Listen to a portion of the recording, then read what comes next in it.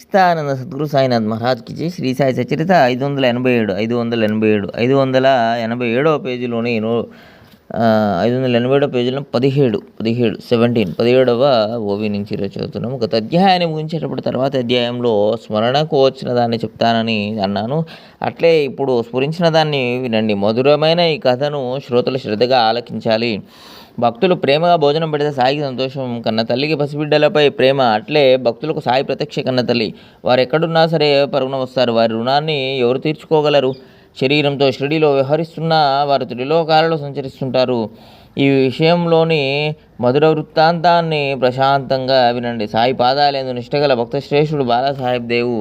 అతని తల్లి అందరికీ శుభం కలగాలని నిష్టగా వ్రతాలను ఆచరించేది. ఆమె అనేక వ్రతాలను ఆచరించింది, కానీ వ్రత సమాప్తికి ఉద్యాపన మిగిలిపోయింది. ఈ వ్రతాలను ముగిశాక ఉద్యాపన చేయాలి, లేకపోతే అసంపూర్తిగా వ్రత చేసిన వ్రతానికి పుణ్యం కలగదు. వ్రతాలు 25-30 ఉంటాయి. వీని ఉద్యాపనకు దేవు 200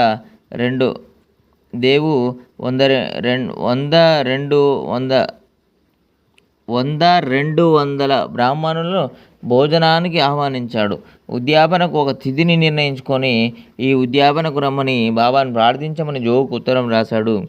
మీరు రాకపోతే ఈ ఉద్యాపన పూర్తి కాదు. ఈయన ప్రార్థనను మన్నిస్తే ఈ దీనుడు కృతజ్ఞుడై ఉంటాడు. నేను ప్రభుత్వోద్యోగిని, పొట్ట కోసం నౌకరి చేసుకుంటూ పరమార్థాన్ని కూడా సాధించుకోవాలని నా తపన. మీరు ఇదంతా తెలుసు. డహను నుండి అక్కడికి అంత దూరానికి స్వయంగా రాలేని నిస్సహాయుని కనుక మీరు నా ఈ ఆహ్వానాన్ని స్వీకరిస్తారని నా నమ్మకం. బాబు సాహెబ్ జోగు ఆ ఉత్తరాన్ని మొత్తం బాబాకు చదివి విన్నవించాడు. ఆ కార్యాన్ని చక్కగా దేవు పూర్తి చేసేలా చూడండి అని జోగు ప్రార్థించాడు. నిర్మలమైన మనసుతో పంపిన ఆ ఆహ్వానాన్ని బాబా పూర్తిగా విన్నారు. నామస్మరణ చేసేవారిని నేను ఎప్పుడూ గుర్తుంచుకుంటాను. నాకు గుర్రం కానీ, రైలు బండి కానీ, విమానం కానీ అవసరం లేదు. నన్ను ప్రేమగా పిలిస్తే చాలు. ఏమాత్రం ఆలస్యం చేయకుండా తక్షణం ప్రకటమవుతాను. నీవు, నేను, మరొకరు ముగ్గురం కలిసి వస్తామని అతనికి ఉత్తరం రాయి సంతోషిస్తాడు అని చెప్పారు. బాబా చెప్పినదంతటిని జోగు దేవుకు తెలియజేశాడు. బాబా మాటకు తిరుగులేదని, అది అమోఘమని దేవు ఆనందించాడు. బాబా తప్పక వస్తారని దేవుకు పూర్తి విశ్వాసం. అయితే అది అనుభవానికి వచ్చే రోజు సువర్ణ దినం.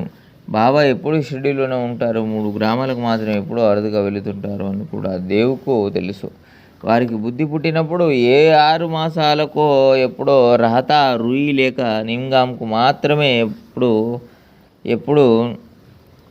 వెళ్తారు. ఎప్పుడూ షిరిడీలోనే ఉంటారు. ఈ 3 గ్రామాలు దాటి ఎవరి వద్దకు ఎప్పుడూ వెళ్ళరు.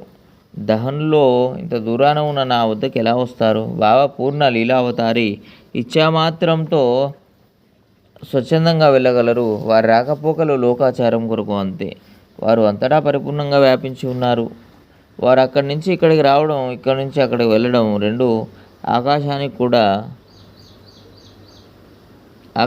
కూడా తెలియదు. ఎందుకంటే వారు సంపూర్ణంగా అంతటా లోపల బయట వ్యాపించి ఉన్నారు. 40వ నుంచి మరో వీడియోలో చదువుకుందాం. సచ్చిదానంద సద్గురు సాయినాథ్ మహారాజ్కి జై. లోకా సమస్త సుఖినో భవంతు. శాంతి శాంతి శాంతి.